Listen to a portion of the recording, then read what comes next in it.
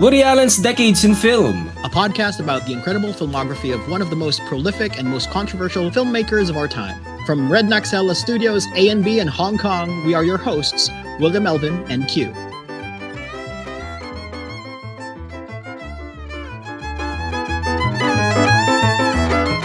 What's up, everyone? Yay. Yeah, this is What Would He Do with William Melvin and Q, and we are talking about 1986 Hannah and Her Sisters. Q is a bit under the Don't weather. Don't mind me.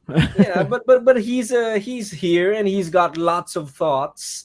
But before we go to those thoughts, let's talk about what this show is about, and let's go straight to what we are talking about, what film we're talking about and discussing today, tonight, or this afternoon, whatever time it reaches you, our dear listeners. All right. I think the timbre of my voice is a little bit. I think I'm having a cold right now. So Yeah. It sounds like it.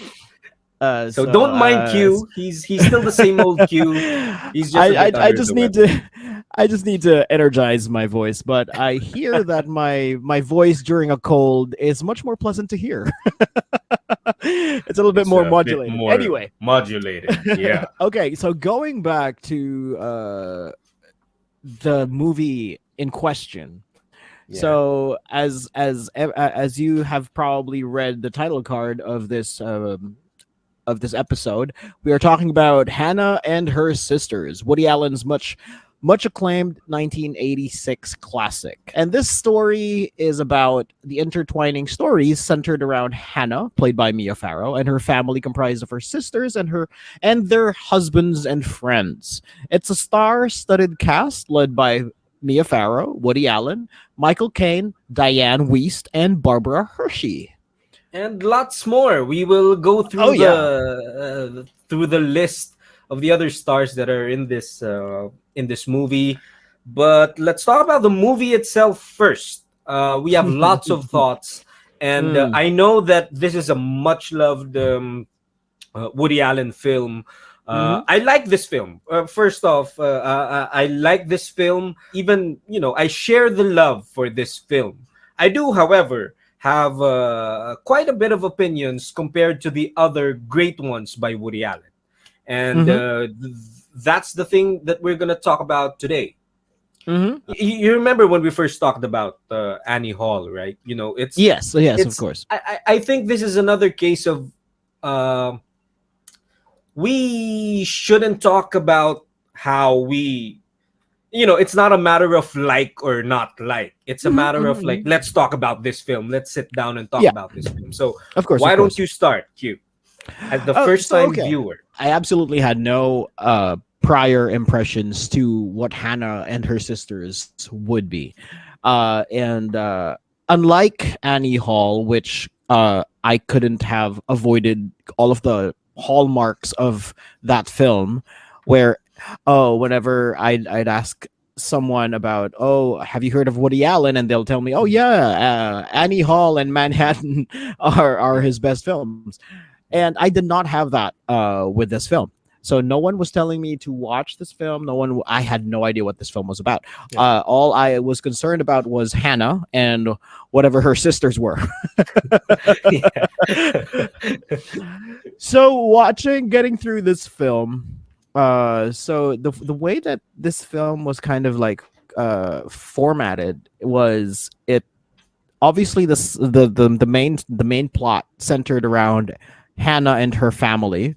So there's her sisters, Holly and Lee, which is kind of odd now that I think about it, because it's Hannah Holly. Yeah. Holly and Lee. So she probably has a longer name, and we just didn't. We don't know their surname even. No, not even. And so it circled around those three main characters, and then their husbands or boyfriends, and just how the film was basically bookended with 2 Thanksgiving parties, basically. Yeah. We actually saw 3, right? The whole movie. Did we? I Yeah, don't yeah, yeah. We remember. saw like three. There's one. There's one in the at the beginning. There's Mhm. one towards the end, and then one really in the end. So this is a lot of Thanksgiving goodness. Yeah. So I was just telling William off air that I I don't know how I feel about this film.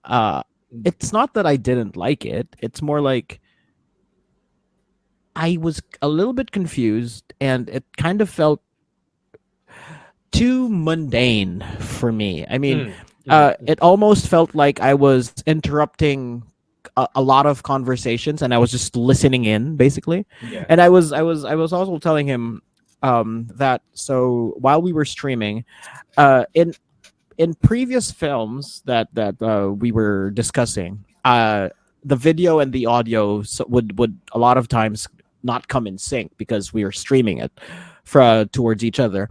But this time around, it was actually quite the connection was actually quite good. Yeah. Yeah. It was just me that was kind of like disconnected from the film. Yeah. You're under So the weather, so we don't. I mean, I get. I mean, all of your thoughts today, as you watched it, are all mhm. valid because I actually agree with a lot of them, and you know, but let's try seeing it again some other time. Maybe we'll change our Of minds. I course, don't know, yeah. but I but agree. but I agree. yeah. Elaborate more of your thoughts about this film. No, because it kind of felt flat to me. Hmm.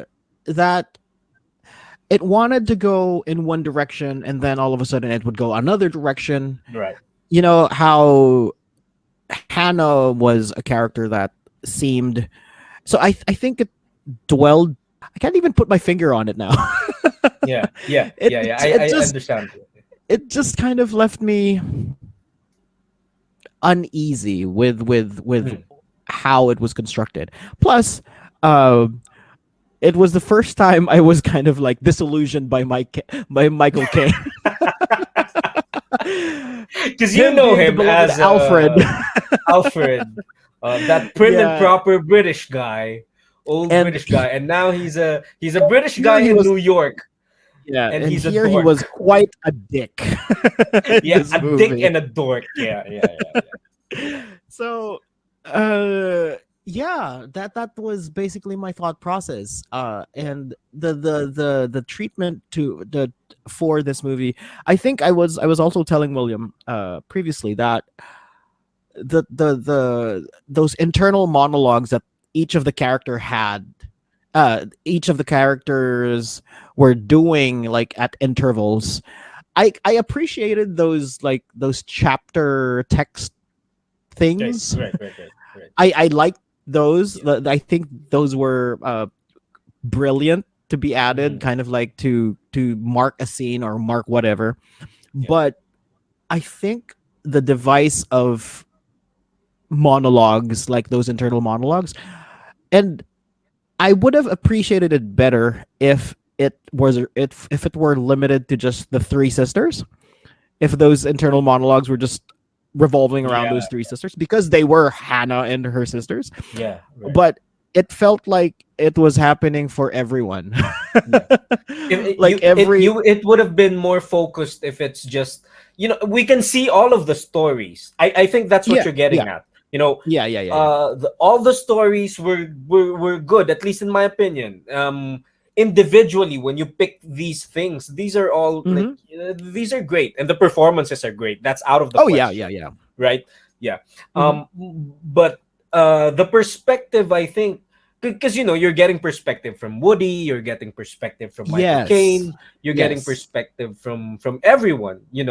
Probably everyone except Carrie Fisher. It's quite unfocused. That's what I Hmm. mean. But delving deeper, as I said, this is a much loved film. I know Hmm. of some of our listeners who consider this film. I think Scotty, if I remember it right, this is his most favorite Woody Allen film. So there's probably something in here that connects to a lot of Hmm. Woody's audience. And thinking about this, probably it contains a lot of Woodyisms. You know, Hmm. Hmm. yeah, it contains a lot of Woodyisms, and probably the quality of it being like, as you said, it's like you, the viewer, you're eavesdropping on Yeah. you know, on something very, very, very intimate. It's quite an uncomfortable run of characters. You know, it's, you Hmm. know, this Michael Caine dork dick guy is in love with the sister of his wife. Yeah. And these, like, you know, these complicated things probably speaks to a lot of people, like, you know, and sub it's all subjective. Hmm. But yeah, I share the opinion that it is quite unfocused. As I shared with you before, when I started getting into Woody, after I saw The Purple Rose of Cairo, a friend of mine recommended me to watch four of Woody's films.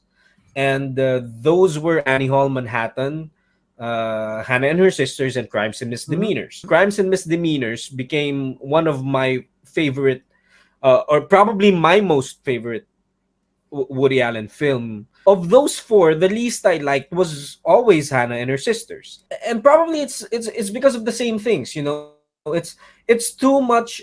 It's too much of things. It probably would have been more focused if it was narrowed down even more.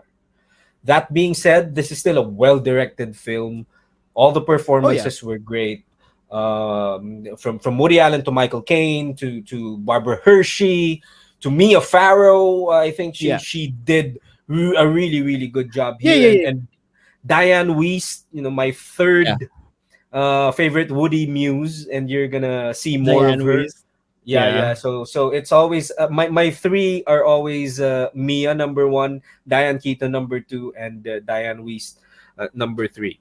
Um, so in general, that I think that's what we think of this film, right? Do you have any other thoughts before I go to like my scene by scene notes? Because I did some this time. Oh wow. Okay. Yeah, Okay. I wanna hear that. But yeah, I yeah, mean, yeah, yeah, yeah, you mentioned before as well, if I remember, that uh, it felt like these are all separate stories, like mm, Mia Farrow and Elliot, yeah, her husband. Uh, that's a separate story. Holly's story is a separate story. Lee's story is a separate story. Even the significant others, like Elliot's conflict and Frederick's conflict yeah, and Frederick, yeah, Woody's character's conflict, they yeah, they were all strong stories yeah, individually, yeah. but You're right. when they were put together, it didn't feel like it was a cohesive one thing, you know. Yeah, yeah, yeah, yeah. That's how I kind of like, they all kind of like melded together, but very loosely, and it felt a bit disconnected, and that's how I felt about it. Before we continue today's discussion, we'd like to invite everyone to follow us on our channels and social media accounts. What Would He Do podcast is available on Spotify, Anchor.fm, and other major streaming platforms. Yes, you can also follow us on Instagram, Twitter, YouTube, and Facebook. All you have to do is visit our homepage at www.williamelvin.com/whatwouldydoo for all our links. Or you can email us, and we'd love to have a quick chat with you at whatwouldydoo@gmail.com. That being said, as I've mentioned, this is a well-directed film. The Mm-hmm. cinematography is great. This is the first time he's working with Carlo De Palma. Hmm. It's good, and I think he's even still channeling some of Gordon Willis's styles, like, you know, Yeah. the Yeah, yeah, darkness yeah, and yeah. the Yeah, I silhouettes. felt that. I felt that. Um, well, do you want to go to the scene per scene notes now, so that Sure. we can go back and forth with these interesting Sure, tidbits? hit it. Um, well, my first note here was, you know, the first family Thanksgiving scene, right? Mm-hmm. Um, you know, there's a thing in here. There are real life Woody and Mia characters here, because Oh, in the really? first family scene, I think even in the last one, um, three of Mia's adopted children appear in this film. In that crowd, Fletcher, Moses Farrow, who's now the psychologist, and Okay. Woody's future wife Sunyi is here Oh, wow. in the family scene. That's my first note. My second one is Woody gets to work with Max von Sydow as Frederick. Max von Sydow is Yes. he's the star of Ingmar Bergman's films. He's the star of The Seventh Seal, and you know how Woody loves Ingmar Mm. Bergman. He was gonna Mhm. punch Diane Keaton if he heard more bad things about Ingmar Bergman. So yeah, I think the most significant one is Woody's character is back. You know, he's a writer, he's a comedian. Yeah. Even got Tony Roberts again as his best friend, just like in Annie Hall. You know, the same Mhm. stereotypes are in here. And we see two future icons in Woody's workplace. You want to know who Mhm. they are? Because Who? you're gonna be surprised with these ones. We see Julia Louis Dreyfus, who will play Elaine in Seinfeld a few years later, Nice. and Mickey Woody. Yeah, his name here is Mickey, right? Yeah. Mickey's assistant, Julie Kavner, who in the Oh, next is that decade after this one is gonna be voicing Marge.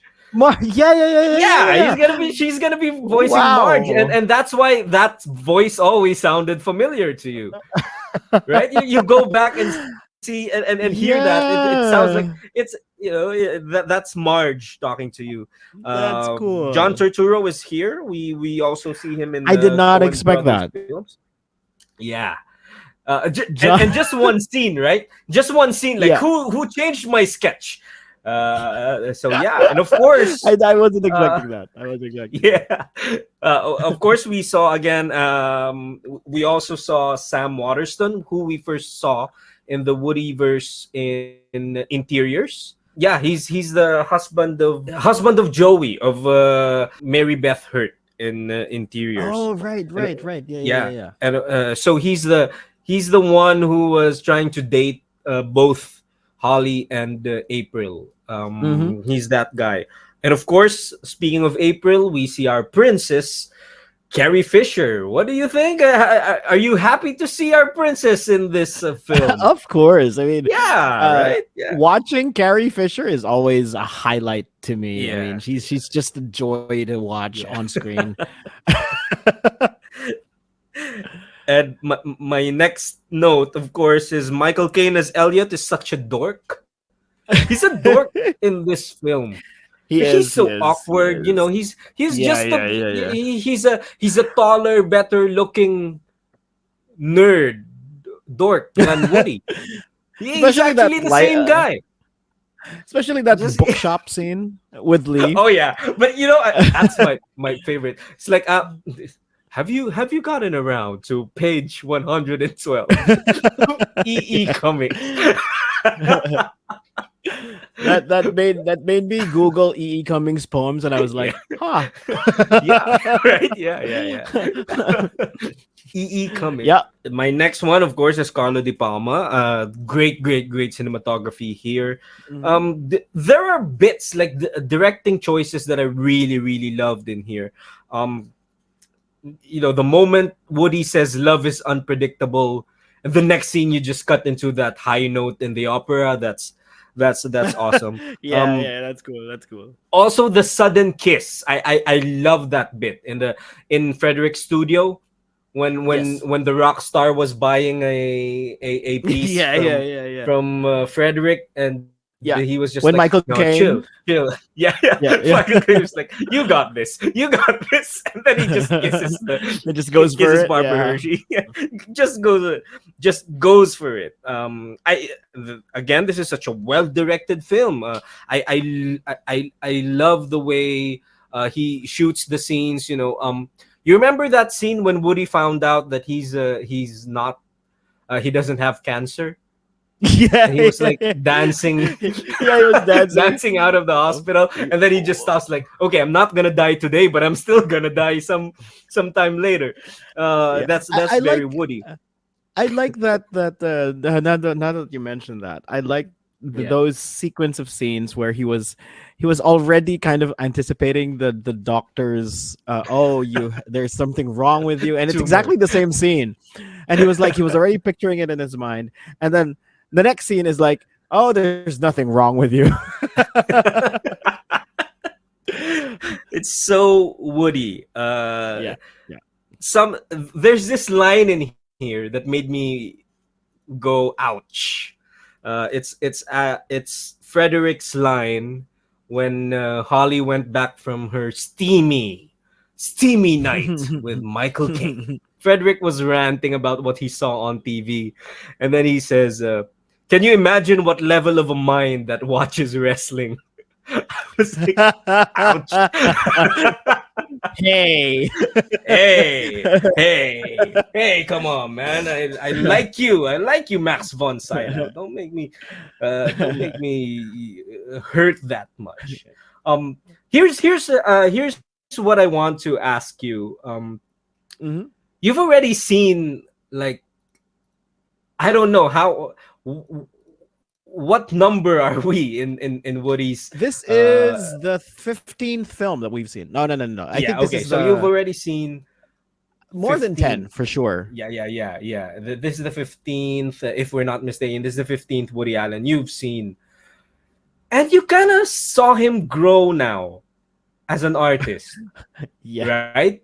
Does it Mhm. feel like this is still the guy who made a gun out of a soap?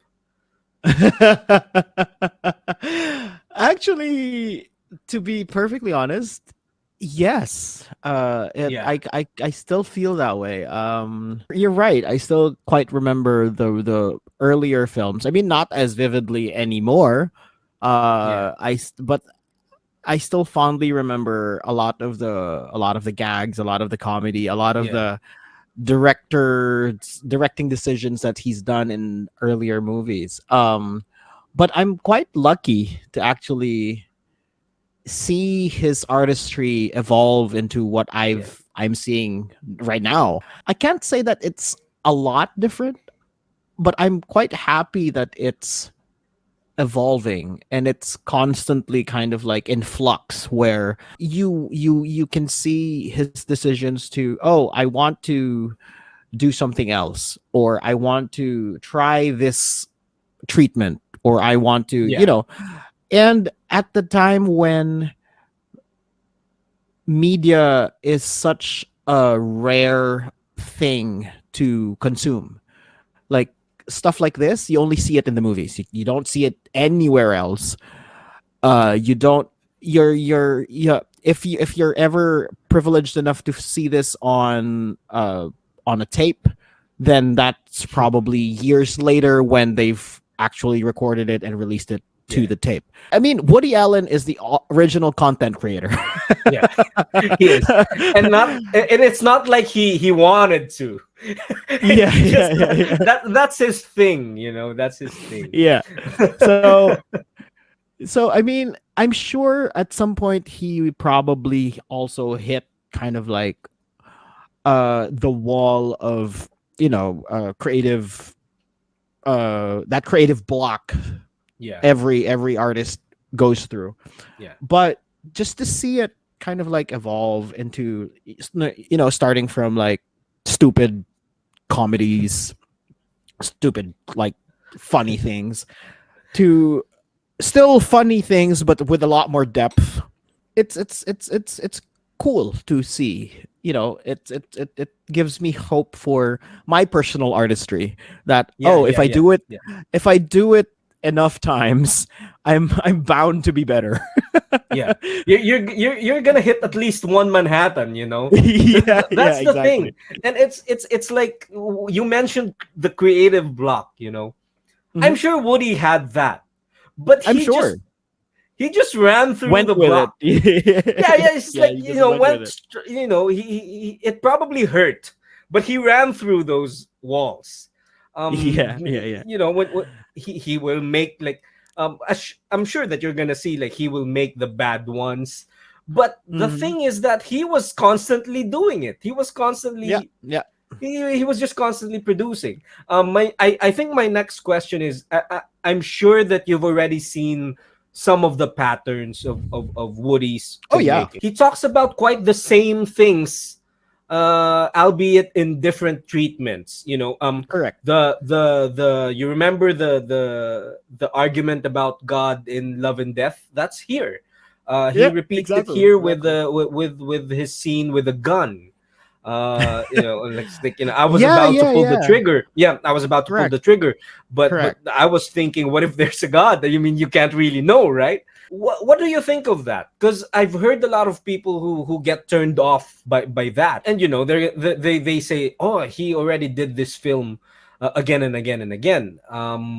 What do you think about him Uh, that's the repeating thing. some patterns?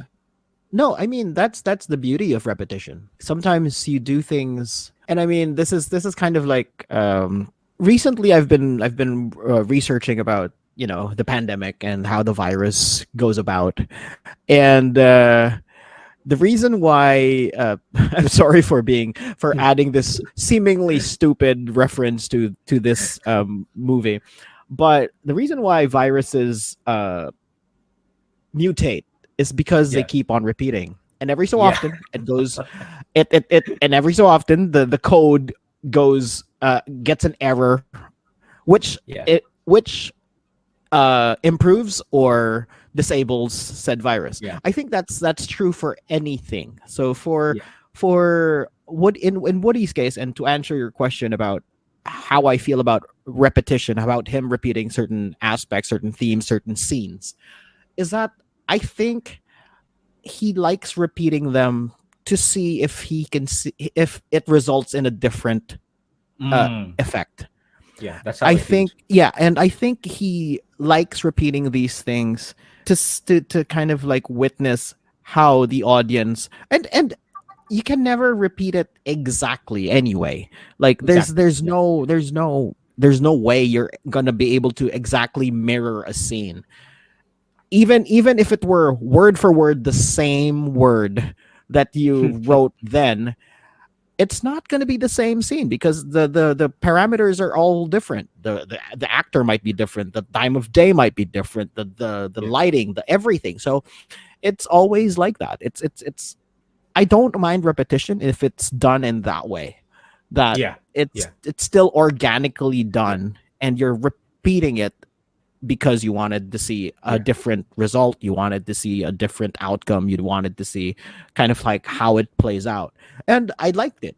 I that scene that you mentioned, that his monologue about God, that he shot a pistol or he shot a gun. I actually liked this one a lot better because this one resulted in him disturbing the neighbors. and the first one just And the first one was used as a joke. This yes, was used correct. as a character Turning development point. thing. Yeah, Yeah, yeah. yeah, yeah. That to me is refreshing, and that to me is makes sense. If you're enjoying our discussion, another perfect companion for your Woody Allen film marathons is the Woody Allen Pages podcast at www.woodyallenpages.com. It's a great resource for film by film details that would surely add to your Woody Allen viewing experience. So check them out.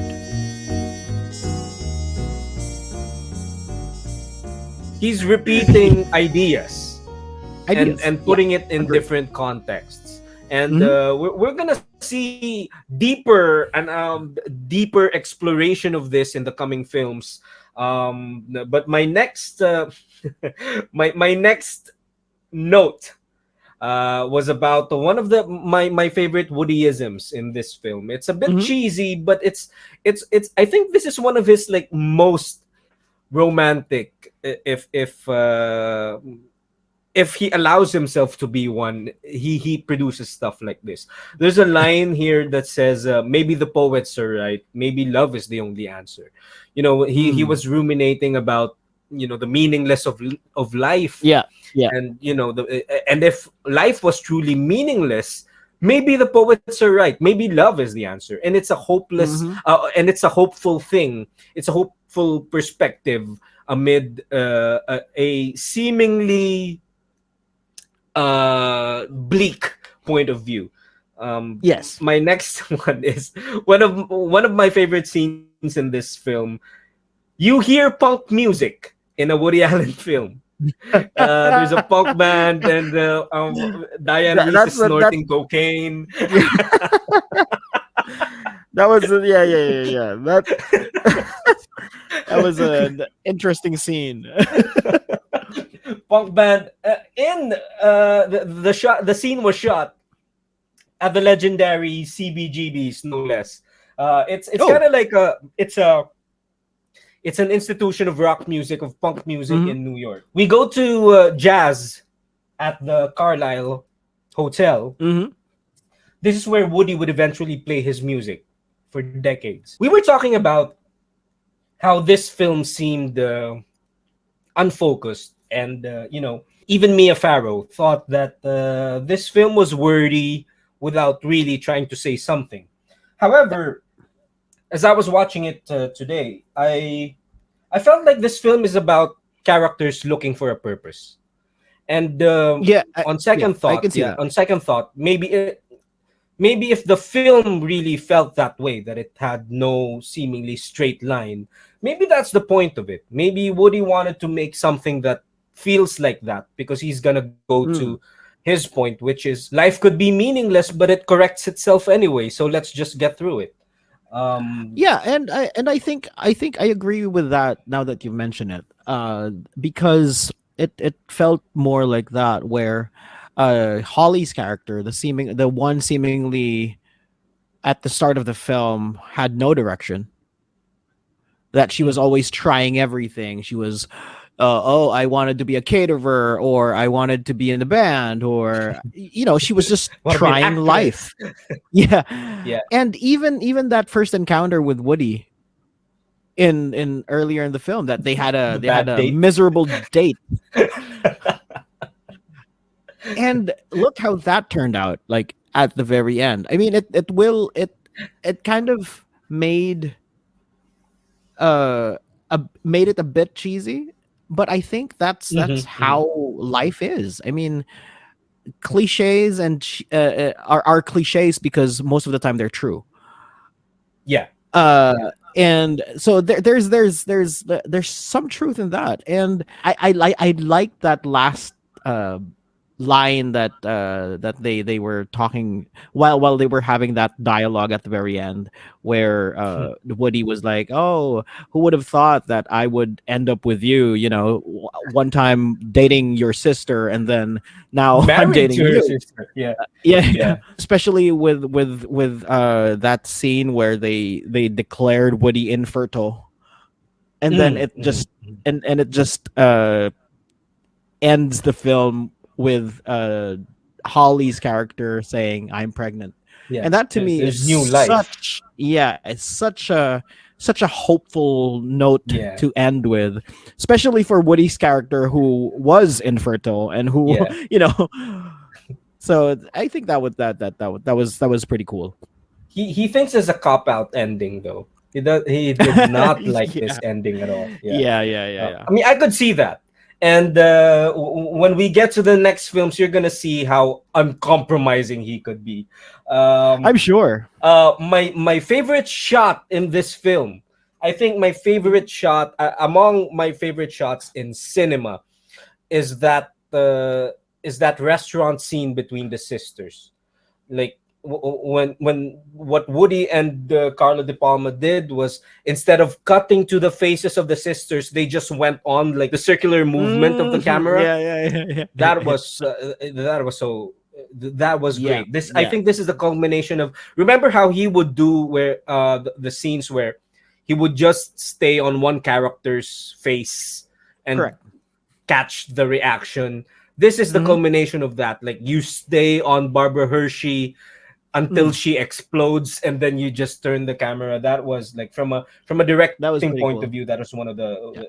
the another Woodyism. Q. Mm. Catholicism is die now, pay later. uh, My favorite scene, no, and this is just a kind of a joke, uh, was when he was looking at the face of the crucified Christ, but it was those animated papers. And he was when like, you turn "What to the one hell?" side and then you turn to one side, he opens his eyes. Yeah, and that was hilarious. I was like, that's so funny. Another note: Lee likes professors. My next note is probably one of the biggest talking points, not just in this film, but in Woody's writing and Woody's career. Holly Mhm. did what Woody does. This is what I wrote. Holly did what Hmm. Woody does. Okay. His work is so transparently drawn from his real life. You can't deny that. Like, No. it's like you just know that these are things that happened to him. Um, at the time of I think at the time of filming, his hearing was also uh diminishing in one ear. So it's like, Oh wow. this yeah, so he does this all the time. He just, he just writes from his life, and that's what pissed Mia Farrow's character in this film. It's also gonna piss off Mia Farrow eventually. Like the real Mia Farrow. Yeah. Yeah, and then I wrote here, life is meaningless, but things seem to correct themselves. That's my takeaway from this film. Um, Diane Weist's and Woody's scene at the record store, so Mhm. naturally fun. It felt like they were improvising. Really, do you remember that when they saw each other again, the record store? That was just so naturally Mhm. fun, and probably one of Woody's longer films. And the last Woodyism I wrote was, the heart is a very resilient muscle. That's it. Those are my Mm. scene per scene notes. I think it's interesting for me to do that every time, so that we have like this Yeah. structured um scene per scene commentary. You're not gonna see Woody in a little while for the Oh next really? scenes. Yeah, you're not gonna Oh. see Woody, so it's gonna be an interesting run of films until he comes back. And Okay. you know what happens when he's not in the film, right? Sometimes the film like interiors comes up. Yeah, who knows, that Mhm. might happen again. Who knows, that Oh might happen again. no. Am I gonna get depressed again? So drink your vitamin C, drink your water, so you're not Oh under the weather no. when you see the next films. The next film is gonna be Radio Days from 1987, starring Okay. still a lot of people, and a young Seth Green, if I'm not Oh. mistaken. Ooh. So yeah, we're gonna see a lot more people as the 1980s draw to a close. Any final thoughts for now, Q? Before we wrap things up for this episode about Hannah and her sisters. For as for final thoughts, I mean, I'm sure I mean, I've only seen the first decade, and I'm just kind of like watching through the second decade of Woody's films, and I'm enjoying this spectatorship quite a lot. And just showing, and it's just seeing how he's, kind of playing around. I really like seeing artists play around with their medium, and seeing them in the zone, seeing how art is, produced. And yeah, I mean, for film, it's a lot of art imitates life and life imitates art, so it's a lot of that. And it just shows in Woody's work, to be honest. Yeah. So I'm quite excited. Here's something that you would experience, and I envy that you're gonna experience it, because I never experienced it. I'm never gonna experience it. Is that you're gonna see Woody grow old. When I first saw Woody, he was already old. you know, Yeah, and okay. what I mean is that you're gonna see the films as As they progress, chronological, yeah. Hmm. as they progress, and that means you're gonna have that perspective. You see the films You see him maturing. You see him fail, and then get up again. And these things. We're never gonna experience that. I'm sure a lot in the Woody Allen film fan community will never experience that because Mm-hmm. a lot of us, I think, were born when Woody started their career. Yeah. But Yeah. I'm happy Uh, that you are enjoying it, even if you're gonna like some movies, you're not gonna like some movies. It's all part of the beauty of it. and I mean, just to add to that, I mean, like seeing I feel quite privileged. I mean, for everyone who's listening in and are joining us on this trip of watching Woody's films in this order, I feel privileged that I am able to kind of like uh, relive those memories with you guys. Not to spoil Q, but he already knows this. He's experienced it in interiors. We're gonna see some kind of that turn again in the next films. But our next stop is Radio Days. See you next week for Radio Days. This is what we See you do, next William week. Elvin and Q. And Q is gonna rest now with his cold. Just rest well, and I hope everyone's safe. We hope everyone's safe. That was today's episode of Woody Allen's Decades in Film, a podcast about the incredible filmography of one of the most prolific and most controversial filmmakers of our time. Join us again next week for another deep dive on the art of Woody Allen.